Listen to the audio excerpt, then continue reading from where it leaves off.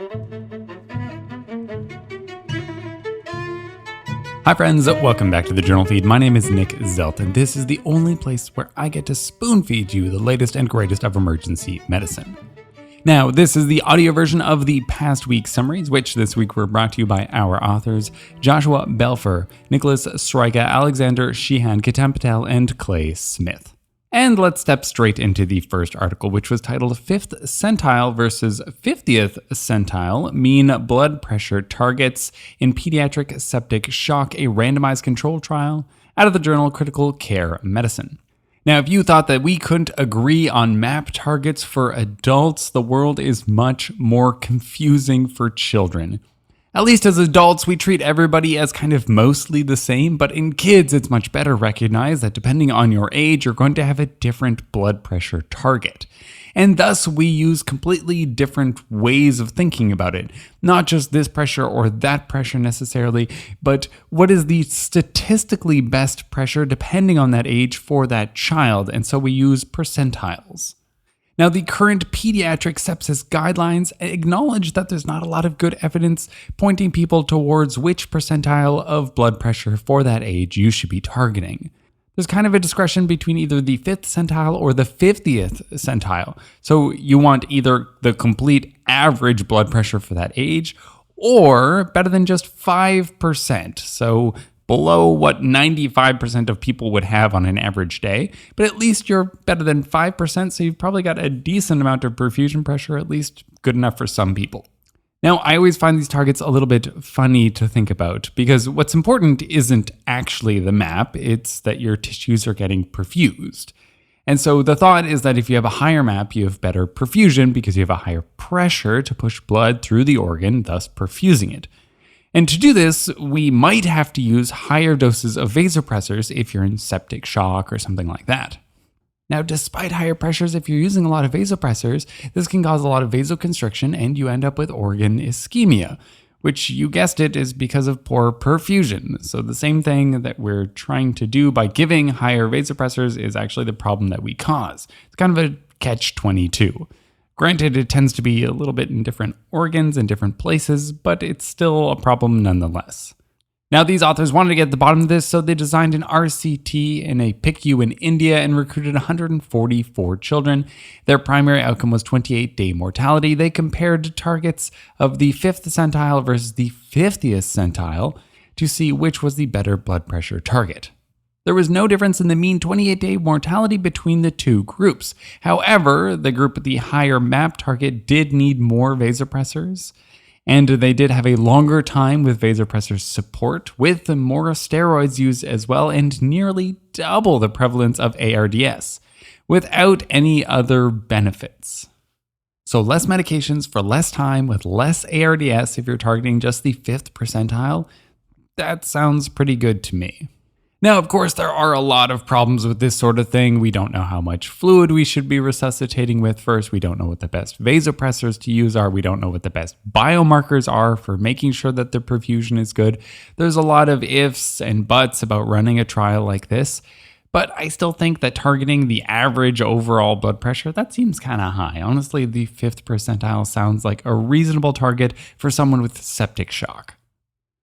But of course, one size is never going to fit all. You should be really taking into account the clinical picture and signs of perfusion or malperfusion in these patients. In a spoonful, targeting the 50th percentile MAP in septic children was not beneficial. If anything, it was harmful compared to targeting the 5th percentile in this RCT. Okay, and then let's skip over to the 5th article, titled Emergency Department Ketamine Sedation, Frequency and Predictors of Critical and High-Risk Adverse Events, out of the Annals of Emergency Medicine. Procedural sedation in the emergency department is a very common occurrence. There's a lot of things that need to get done that you don't want your patient to have to remember or live through because they can be quite painful. In the pediatric world, often these sedations are accomplished by a solo agent of just ketamine to do these procedures.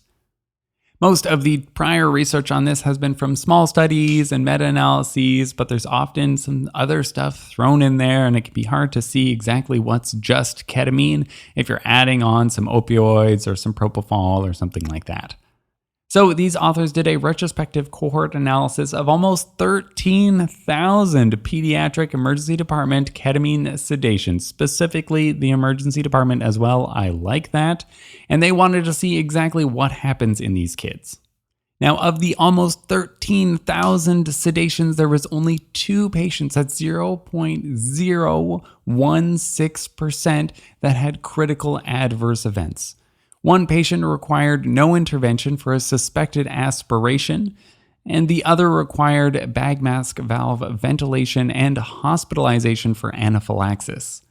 If we step back from critical adverse events and just look at high-risk adverse events, things are a little bit less critical. We see these only occurred in 0.52% of cases.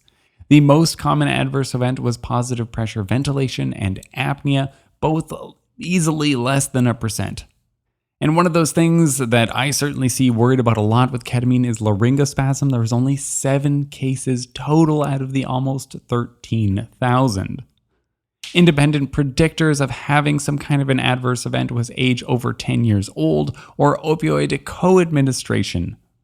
Of course, this does not look into the psychological side effects of having a ketamine trip in the emergency department, but it does mean that your patients are at least very physically safe by giving them ketamine. Ketamine's an awesome drug and it's super duper safe.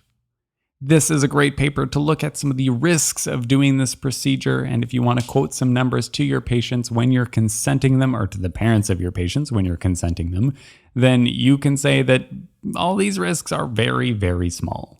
In Spoonful, ketamine as a sole agent for sedation in children is very safe and it gets the job done. Okay, that's all the articles that we're going to cover. Let's do a quick wrap up of everything that we talked about.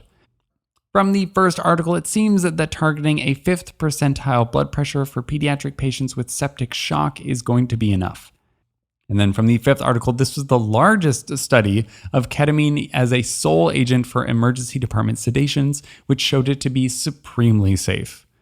Now, if you are hearing this right now, then you are not a part of the members feed and you missed 3 articles that you could have heard about from this past week. What were those articles that you missed? Well, one of them talked about the PCARN-CT abdo rule. We had a look at that. Then we had an article where authors picked out a lot of errors made in a Cochrane review. That's a bit scary.